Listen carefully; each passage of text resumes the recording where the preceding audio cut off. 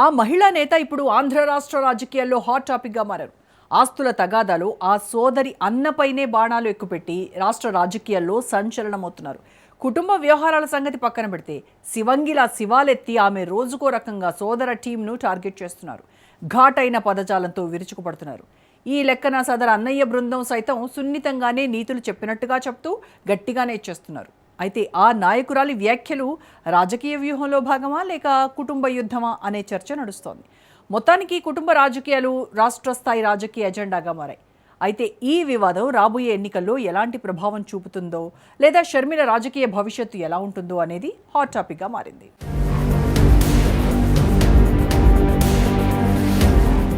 పెద్దింటి కుటుంబ ఆస్తుల గొడవ మరో రాష్ట్ర రాజకీయ పతాక శీర్షికలయ్యే. దివంగత రాజకీయ దిగ్గజమైన డాక్టర్ వైఎస్ఆర్ తనయుడు వైసీపీ అధినేత జగన్, రాజశేఖర రెడ్డి కుమార్తె ఏపీసీసీ చీఫ్ షర్మిలారెడ్డి అనుకోని కారణాలతో వేరయ్యారు. ఒకనాడు అన్నగొడుగు నీడ కింద అల్లారు ముద్దుగా పెరిగిన షర్మిలమ్మ కొన్ని క్లిష్ట పరిస్థితుల్లో వైసీపీకి ఆక్సిజన్ అయ్యారు. ఇదంతా పక్కన పెడితే రాను కుటుంబ వివాదాలు ఎక్కువై ఆ ఇద్దరు వేరయ్యారు. అన్న చెల్లెళ్ల అనురాగం నుంచి రాజకీయ అంతర్యుద్ధానికి బాటలు వేసుకున్నారు.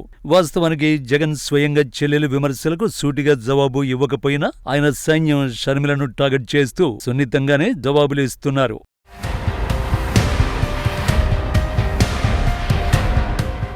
అప్పుడెప్పుడు ఇద్దరి మధ్య వివాదం రేగి సర్దుమణిగింది. అయితే ఇటీవలి కాలంలో మళ్లీ అదే ఆస్తుల వివాదం తెరపైకొచ్చింది.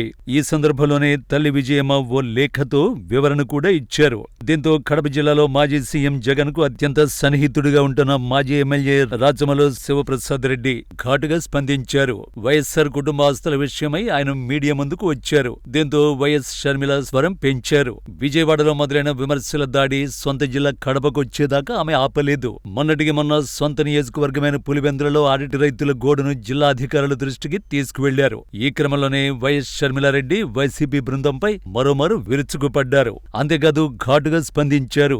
ఈ క్రమంలోనే అంతకుముందు వైసీపీ రాష్ట్ర అధికార ప్రతినిధి రాచమల్లు షర్మిలమ్మ మాటలకు గట్టిగానే సమాధానమిచ్చారు. ఇలా వైసీపీ వర్సెస్ షర్మిల మాదిరిగా సొంత జిల్లా కడపలోనే కాదు ఆంధ్ర రాష్ట్ర రాజకీయాల్లో ఈ చర్చ ఇప్పుడు హాట్ టాపిక్ అయింది.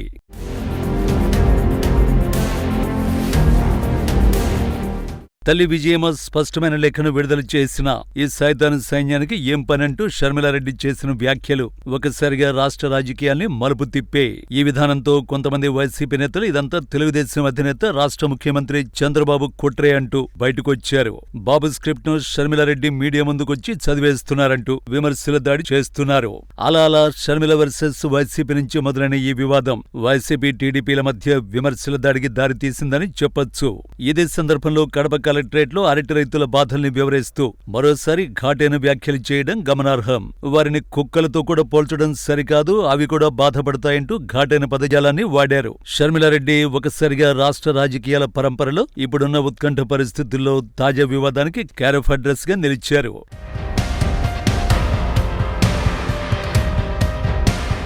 వైఎస్ షర్మిలారెడ్డి మాజీ సీఎం జగన్ కు స్వయాన సోదరైన ఆమె జాతీయ పార్టీ కాంగ్రెస్ పార్టీకి ఆంధ్ర రాష్ట్ర చీఫ్. సమైక్యాంధ్ర రెండుగా విభజింపబడినప్పటి నుంచి ఏపీలో ఆ పార్టీ నామరూపాలు కోల్పోయింది. కనీసం ఉనికి పోరాటం చేస్తున్న పరిస్థితులు కూడా లేవు. అలాంటి సందర్భంలో ఆ పార్టీకి జవసత్వాలు నింపేందుకు షర్మిలారెడ్డి తెలంగాణను వదులుకొని ఆంధ్రాకు మకాం మార్చారు.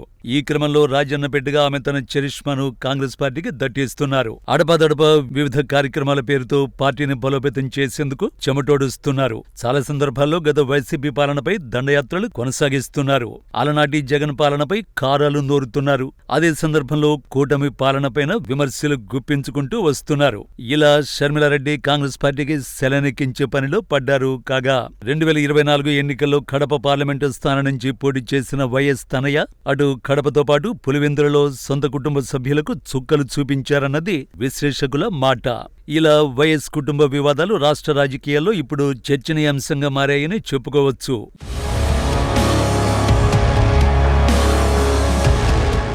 ఇదిలా ఉండగా కూటమి ప్రభుత్వం ఇప్పటికే అధికారంలోకి వచ్చి 2 ఏళ్లవుతోంది. 2029 ఎన్నికలకు ఇంకా 3 ఏళ్ల సమయం ఉండగా రాజకీయాలు ఇప్పటి నుంచి హాట్ గా మారే. ప్రస్తుతానికి స్థానిక సంస్థల్లో ప్రజాప్రతినిధుల రాజ్యం ముగిసింది. స్పెషల్ ఆఫీసర్ల పాలన మొదలైంది. దీంతో పల్లె సీమల మొదలుకొని పట్టణాల్లో రాజకీయ వేడి విస్తరిస్తోంది.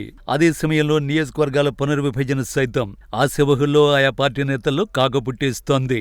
ముఖ్యంగా రాయలసీమ పల్లెలు ఇప్పటి నుంచి నివురుగప్పిన నిప్పులా ఉంటున్నాయి. బలమైన ధీటైన అభ్యర్థుల కోసం ప్రధాన నేతలు జల్లెడ పడుతున్నారు. ఏకగ్రీవాల కోసం అధికార కూటమి ఆరాటపడుతోంది. ఆ ఆటలు సాగనివ్వమంటూ వైసీపీ ఇప్పటి నుంచే యుద్ధానికి సంసిద్ధమవుతోంది. అలాంటి పరిస్థితుల్లో వైసీపీ అధినేత జగన్మోహన్ రెడ్డి సైతం తన పర్యటనలకు ఊపినిస్తున్నారు. కార్యకర్తలు ఉత్సాహాన్ని నింపుతున్నారు. మొన్నటికి మొన్న జరిగిన అద్దంకి సమావేశంలో ఆయన ప్రసంగించిన తీరు రాష్ట్ర వ్యాప్త కార్యకర్తలు జోష్ నింపిందని చెప్పొచ్చు. ఎందుకంటే ఈసారి అధికారంలోకి వస్తే కనుక ఖచ్చితంగా అది కార్యకర్తలకు న్యాయం జరిగే పరిపాలన అవుతుందని సుస్పష్టం చేయడం గమనార్హం.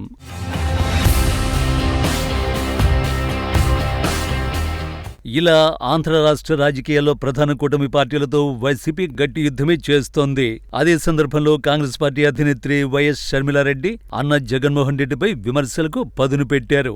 ఈ విధానం వెనుక చంద్రబాబు వ్యూహం ఉంది అన్నది జగన్ సైన్యం భావిస్తోంది. ఎవరెన్ని కుట్రలు కుతంత్రాలు చేసినా వచ్చేది జగన్ ప్రభుత్వమేనని ఆ పార్టీ నేతలు బల్లగుద్ది మరీ చెప్పుకుంటున్నారు. అదేలాగో మేము చూస్తామంటూ కూటమి నేతలు ఘాటిన జవాబు ఇస్తున్నారు. మరో 30 ఏళ్లు కలిసి ప్రయాణం చేస్తూ రాష్ట్రాన్ని దేశంలోనే మొదటి స్థానంలో నిలబెడతామని నిండైన ఆత్మవిశ్వాసంతో చెబుతున్నారు. ఇలా ఎవరికి వారు వచ్చే ఎన్నికల సంగ్రామం కోసం తగిన ఆయుధ సంపత్తిని సమకూర్చుకుంటున్నారు ఆయా పార్టీల అధినేతలు. ఈ క్రమంలో వైఎస్ షర్మిలారెడ్డి ఘాటైన వ్యాఖ్యలు ఎవరికి మేలు చేస్తాయన్నది ఇంకా 3 ఏళ్ల నాటి మాట. సో భవిష్యత్తులో ఏం జరుగుతుందో వేచి చూడాల్సిందే.